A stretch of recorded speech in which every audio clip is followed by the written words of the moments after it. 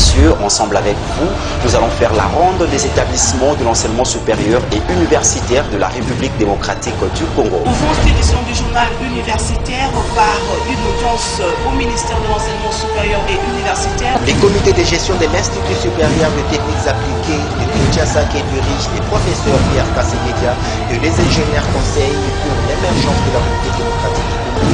Merci de nous avoir choisis pour vous donner les grandes lignes de l'actualité universitaire tout au long de la semaine. Bienvenue à toutes et à tous.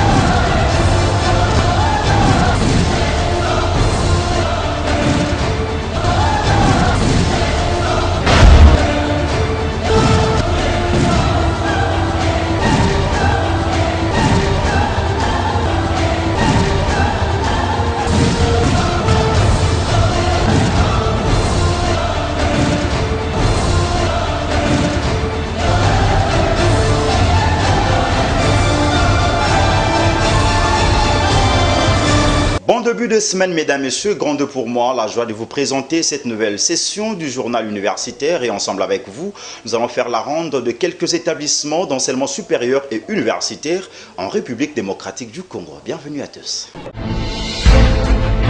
Débutons ce journal par le lancement de la formation doctorale organisée par l'Institut national du bâtiment et des travaux publics de Kinshasa et l'Institut supérieur d'architecture et d'urbanisme. L'objectif de cette formation est de valoriser le partenariat qui existe entre ces deux institutions. C'était ce lundi au sein de l'ISAU que s'est déroulée cette activité. Nisha Kalunga et Jacques Mayaya nous ont représentés.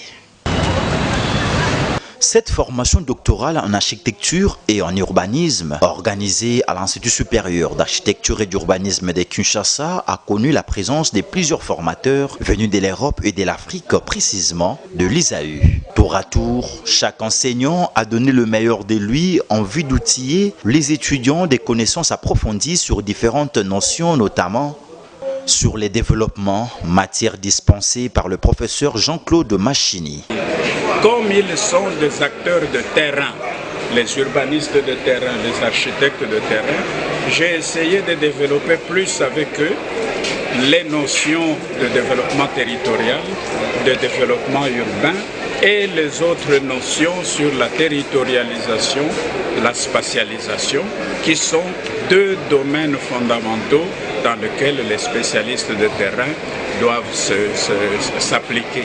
Les entraîner à découvrir que dans le monde scientifique, et en urbanisme et en architecture et par ricochet les autres formations, les recherches de terrain sont de plus en plus riches en travaux de référence et en ce qui concerne notre pays. Je leur ai donné des travaux de référence sur les indicateurs de l'urbanisation, sur la résilience économique, des travaux de référence sur le développement territorial, y compris l'aménagement du territoire, l'urbanisme et l'habitat dans notre pays. À son tour, Madame la professeure Judith Lemaire a expliqué l'état de l'art sur les questions du développement. L'état de l'art, c'est aller chercher une série d'auteurs qui ont publié des livres ou des articles qui documentent des aspects précis de l'architecture ou de l'aménagement. Donc je vais aller rassembler ces ouvrages et je vais les lire pour essayer de me faire une idée de ce qu'on sait. Par exemple, je vais dire n'importe quoi, ce qu'on sait sur les érosions en milieu urbain à Kinshasa. Enfin, le professeur Victor Brinfo et Géry Leloutre se sont basés sur les réflexions relatives à la cartographie du Congo central. Après une série de questions et réponses entre les apprenants et les formateurs, le directeur général de l'Institut supérieur des arts de Kinshasa, le professeur René Mpourou et le directeur de cette école doctorale sont revenus sur le point saillant de cette formation. Nous devons d'abord remercier son Excellence Monsieur le ministre Moïse Nzangi Tondo, qui a bien voulu accorder à l'INDTP et l'ISAU une formation doctorale. Et nous avons mis en place simultanément des structures à l'ISAU et à l'INDTP et pour faire fonctionner cette formation sur les deux campus de façon autonome. À l'INBTP, c'est une formation d'ingénierie et ici, c'est l'urbanisme et architecture. Et c'est vraiment une avancée remarquable. Et cette opportunité que nous fait le ministre, dans la mesure où nos deux écoles ont besoin de former des enseignants de qualité. Et nous faisons aussi profiter par la même occasion les instituts supérieurs de l'intérieur du pays qui ont aussi des cadres, des professeurs qui doivent aller vers les qualifications des enseignants. Dans les temps, nous avons travaillé comme ça. Il n'y avait pas de docteurs, donc pas de professeurs qualifiés. Mais avec cette école doctorale, nous pouvons maintenant prétendre à la formation de nos professeurs. Quant à la durée, c'est une durée normale, mais comme nous sommes ici, chez nous, il y a une certaine tradition. Nous faisons d'abord 2 ans, 2 ans de recherche, c'est-à-dire de DS, et après cela, quand les étudiants terminent, normalement c'est 5 ans. Mais ça dépendra de la force de chacun en matière de recherche. Ça peut faire 5 ans, ça peut faire 6 ans, mais tout au plus 6 ans. Et nous aurons déjà formé des docteurs dans cette école. L'Institut supérieur de commerce de Kinshasa, à travers son programme de master, vient de déverser 79 auditeurs en gestion et droit sur le marché d'emploi. C'était le week-end dernier, au cours d'une cérémonie de collation des grades organisée par cet établissement le samedi, en partenariat avec l'École supérieure de gestion et d'expertise comptable française. Laetitia Kapinga et Jurès Landou nous en disent plus. C'est en présence de plusieurs autorités académiques, scientifiques et politiques, à l'instar du président du Sénat, le professeur Bahati Lukwebo, que le coordonnateur et initiateur du programme Master à l'IEC, le prof Mangala Mapapa, a pris la parole à cette collation des grades en Master pour adresser le bilan de cette 10e promotion, tout en remerciant le comité de gestion de l'IEC pour l'accompagnement de ces programmes, toute l'équipe de Master pour le travail abattu. Ce programme de master a commencé en 2011 sous mon initiative et celle directeur de l'Université de Liège. Et pas à pas, aujourd'hui nous venons de diplômer la 10e promotion. Telle est ma joie et ma fierté du devoir accompli. Nous demandons aux autorités de l'Institut supérieur de commerce de Kinshasa de continuer l'œuvre que nous avons commencée en 2011. Le professeur Nzenza, secrétaire général académique représentant le directeur général de l'IEC-KIN, a rendu hommage au ministre de l'ESU pour les réformes initiées. Ensuite, il a donné une brève historique de l'avènement du programme Master au sein de leur alma mater avant d'annoncer la mutation de l'IEC en Haute École de Commerce de Kinshasa dans le prochain jour. Les moments tant attendus étaient la proclamation des résultats des lauréats et la collation des grades de ces derniers par le secrétaire général chargé à la recherche de l'IEC-KIN, le professeur Miré. Motif pour la représentante des auditeurs de remercier leurs formateurs en rassurant ces derniers de défendre valablement l'image de l'IEC comme l'ont fait les 9 promotions précédentes. L'honneur nous échoit de nous trouver ici pour célébrer notre réussite collective en tant que diplômés du programme de master en gestion et droit de l'entreprise, né de la collaboration entre l'École supérieure de gestion et expertise comptable, ENGDE, et l'Institut supérieur de commerce de Kinshasa, IEC. Le parcours que nous avons entrepris pour arriver jusqu'ici n'a pas été facile. Nous avons dû apprendre à naviguer entre un environnement éducatif exigeant, travail de groupe, examens, diverses recherches, tout en équilibrant nos responsabilités familiales, professionnelles et personnelles. Nous n'avons pas que travaillé dur. Nous avons aussi créé des liens. Nous nous sommes fait de nouveaux amis et avons formé une famille, la famille Master P10. Un climat d'ambiance a sanctionné cette cérémonie présidée par le président du Sénat, le professeur Modeste Bahati Lukwebo.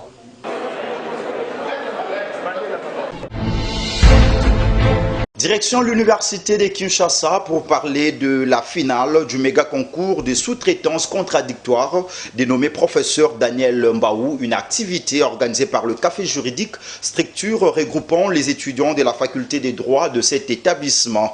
L'activité a eu lieu le samedi dernier dans la salle Akele de la dite faculté. Jordan Kabengele nous en dit plus. A gagné le concours de sous-traitance. Effectivement, je n'avais pas tort, mademoiselle Mirella Kissala.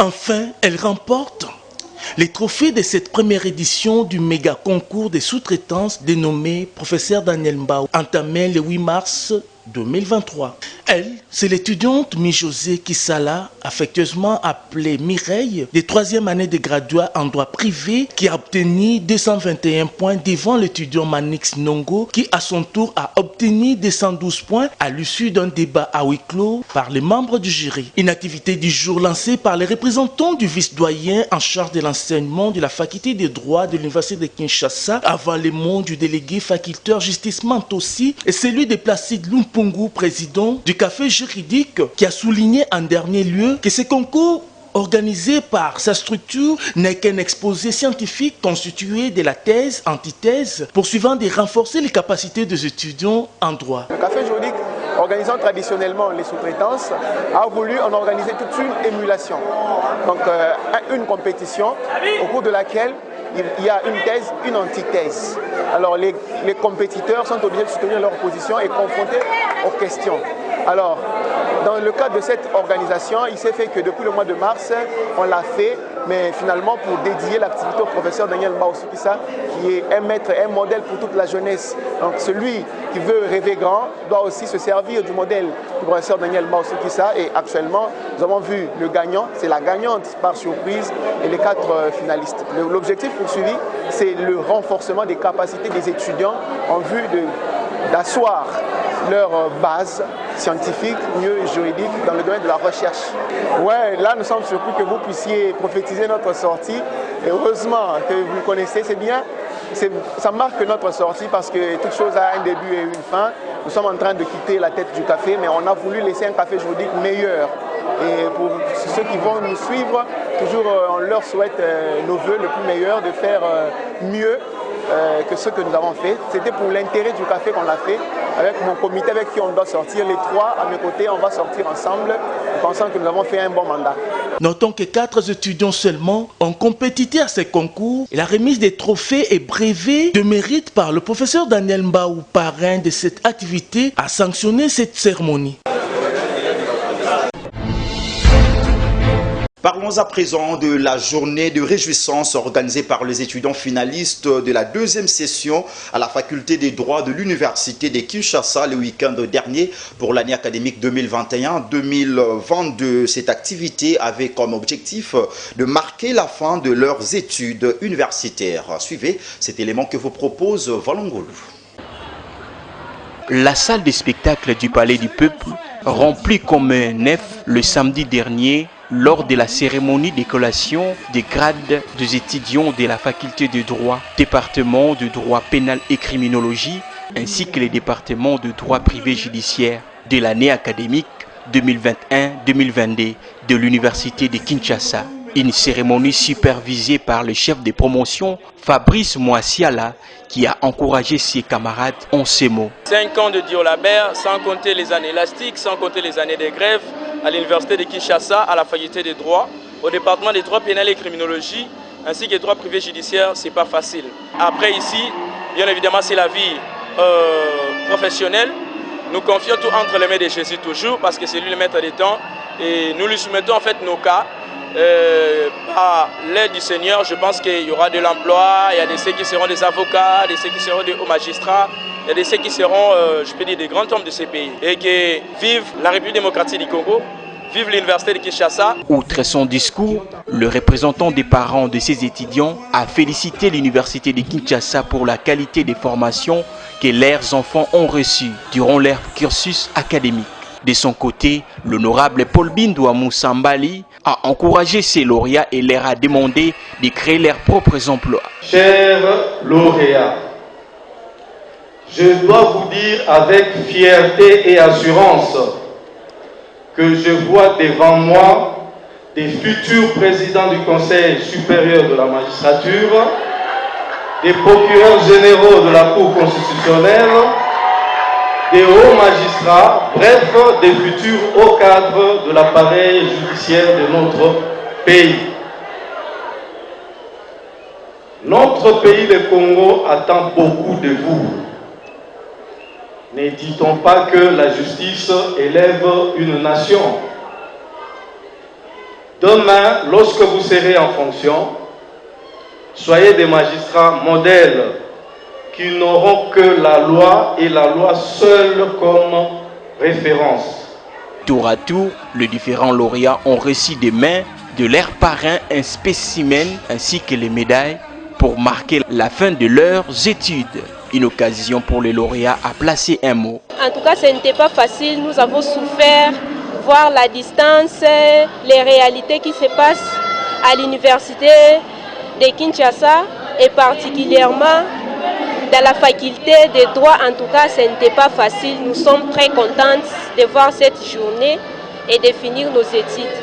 Venons de traverser une épreuve qui n'a pas été facile, qui a été caractérisée par le travail et beaucoup de discipline. Nous avons traversé beaucoup d'embûches, beaucoup de preuves. Et aujourd'hui, nous pouvons dire « Weni Widi Wiki ». Ça n'a pas été facile, mais nous avons quand même réussi. Aujourd'hui, nous pensons que nous pourrons. Aujourd'hui, nous sommes docteurs de la société et nous pourrons apporter quelque chose dans la société. Il y a lieu de signaler qu'à l'issue de cette cérémonie de réjouissance, un procès fictif de ces étudiants finalistes a été présenté à la grande satisfaction de tous.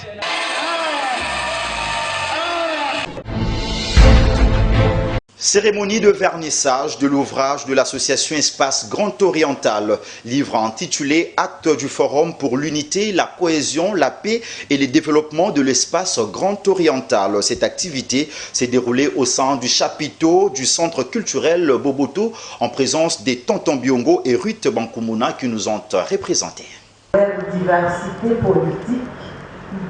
Plusieurs personnalités de marque ressortissant de l'espace Grand Oriental ont pris part à cette cérémonie de vernissage du livre intitulé Acte du Forum pour la cohésion, la paix et le développement de l'espace Grand Oriental. Ouvrage publié par l'édition Sanapi par la coordination de la dite association à l'issue des assises qui ont réuni tout le peuple de l'Égéo du 27 au 30 décembre 2022 dans la ville de Kisangani. En présentant cet ouvrage, l'honorable Xavier Bonane Yangandi, coordonnateur de l'espace Grand Oriental, a fait savoir à l'assistance que ces livres de 158 pages, dont 122 imprimés en noir et blanc et 36 à quadrichronie, présentent les animaux totémiques de province du Bas-Ouélé, Ouélé, Ituri et de la Chopo, et surtout les célèbres chutes de Wagenia. Ces recueils dévoilent également les différentes communications, les procès-verbaux, les résolutions et recommandations mais aussi la déclaration des Kisangani et une dizaine de documents annexes.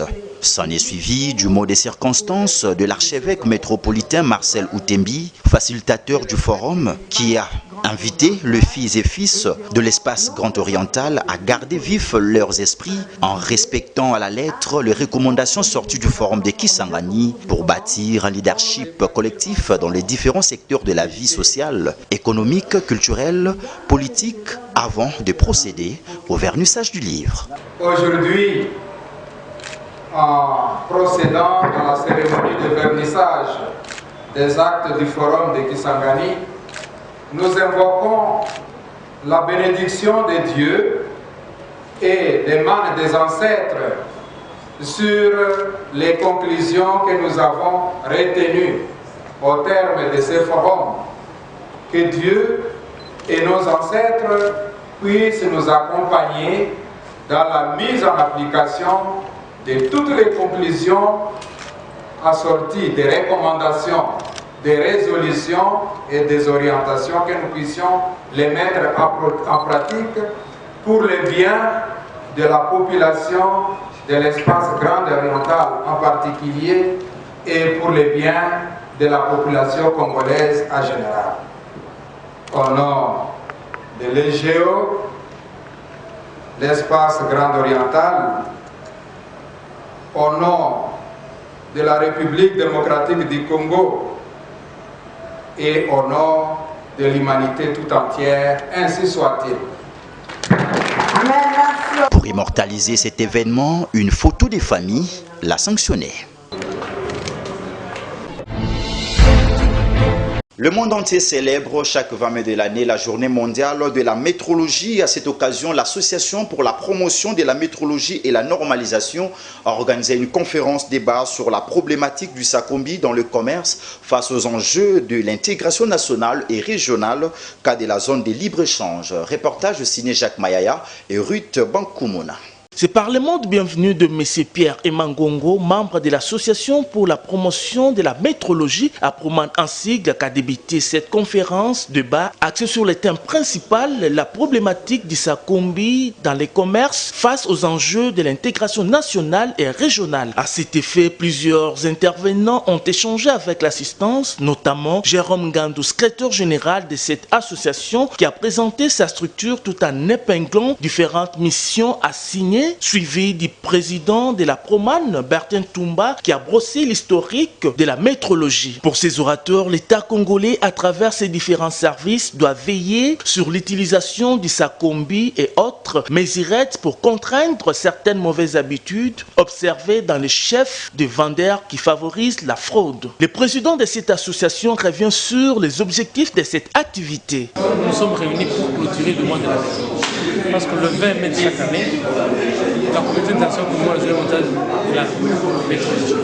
Aujourd'hui, nous avons clôturé par cette activité et nous avons eu à nous présenter sur une problématique, la problématique de Sakombi.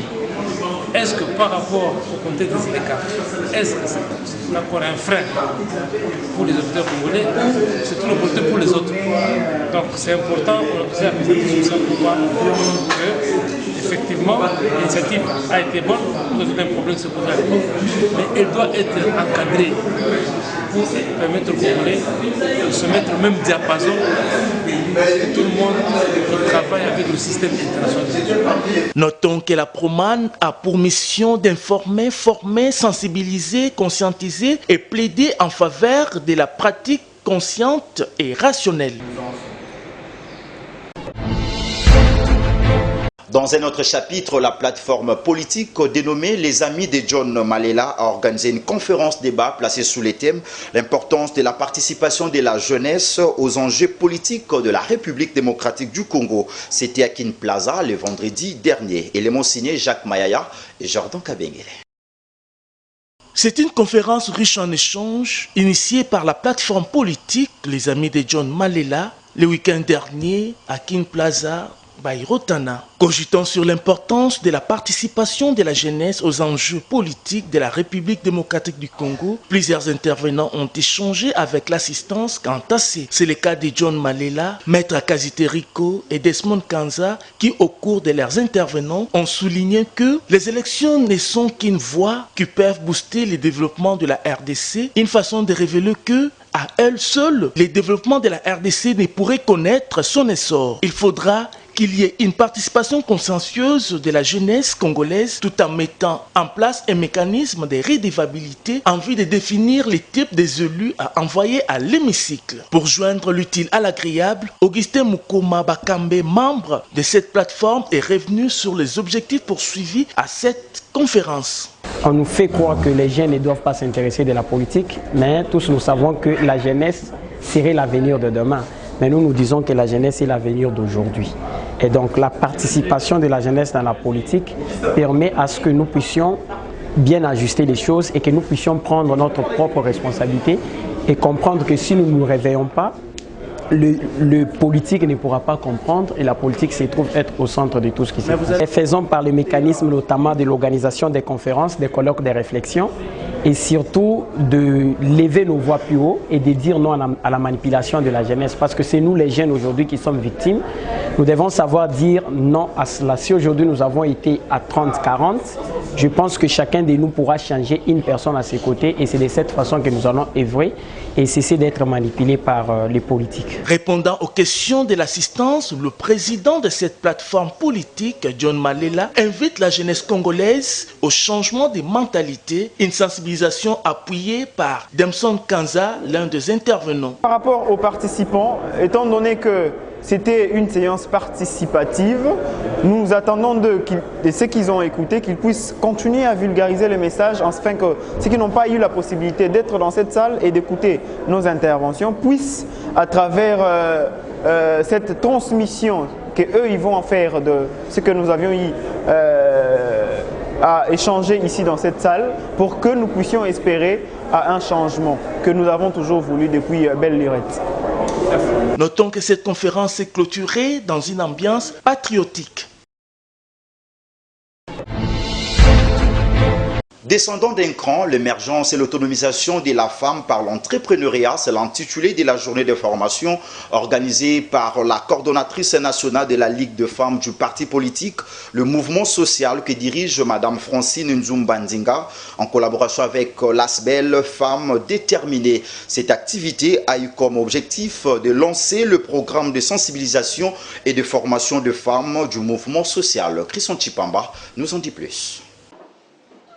Investir dans le développement humain de femmes et en particulier de l'éducation de filles permet de gagner l'amélioration de la qualité de vie de femmes en leur permettant d'être les acteurs plus productifs dans la société. Voilà qui justifie l'importance capitale de cette journée de formation qui entre dans le cadre du lancement du programme de sensibilisation et de formation avec le Femmes du mouvement social MS en sigle et dirige la coordonnatrice nationale de la Ligue de femmes Mme Francine Nzumba-Ndinga et l'ASBEL Femmes Déterminées de Mme Mami Ibongo. Dans leurs mots de bienvenue et de circonstances, les deux femmes leaders ont fait savoir aux différentes femmes l'importance de ces projets qui permettra à chacune des fédérations de réaliser les objectifs en cette période liée au processus électoral. Et la mission de former, d'encadrer et de donner à toutes les femmes et filles de privilège de se lancer dans l'entrepreneuriat afin d'éradiquer la pauvreté reste capitale. Par rapport à cette formation, c'est pour mobiliser les partis pour la sensibilisation. Où la femme, on ne voulait pas que la femme vienne danser dans des partis politiques, mais nous avons voulu que la femme puisse exercer ou travailler comme les hommes, assumer des responsabilités comme des hommes. Nous avons constaté que la femme, son problème, la pauvreté, j'allais dire, c'est comme ça que nous, les femmes déterminées, nous avons dit nous devons éradiquer cette maladie. Et pour éradiquer la maladie, il faut seulement pousser les femmes à en répondre.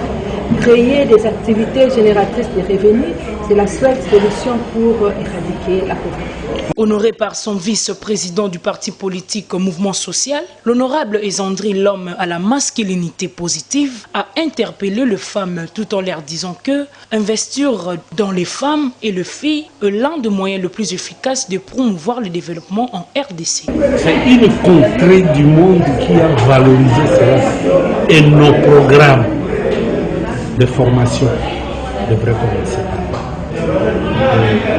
Je pense ces dames que vous avez vues là, en train de former les autres dames, devraient arriver à réformer le programme de l'enseignement au niveau de la base, au niveau secondaire, à partir des réalités qui sont là. Voilà. Des sous-thèmes ont été au centre de cette journée de formation. Les cadres de la femme entrepreneur face aux enjeux de l'ère politique, exploités par Madame Caron Mboya, et la place de la femme dans l'entrepreneuriat par Madame Précieuse Ndoko. Signalons qu'une série de pratiques sur l'entrepreneuriat et la remise de brevets au vice-président du parti politique MS en sigle, l'honorable Ezandri Egouma, ont sanctionné cette journée. MS Viva!